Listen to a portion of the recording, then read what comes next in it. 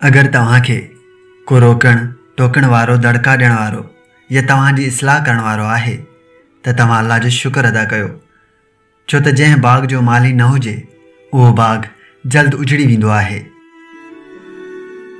जेकॾहिं तोखे ॿियनि जी तकलीफ़ जो अहसासु नाहे त तूं उन जे क़ाबिल नाहीं त तोखे इंसान चइजे।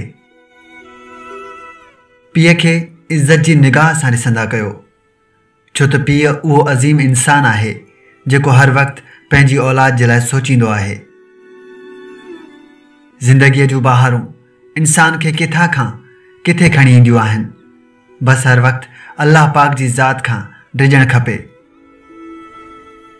वेझो हमेशह उन्हनि जे रहो जेकी अव्हां खां परे न रही सघनि। हर इंसान खे अहमियत ॾींदा रहो।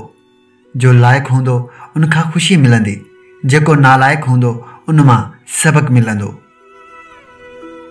हिन दुनिया में अजनबी रहण ई बहितर आहे।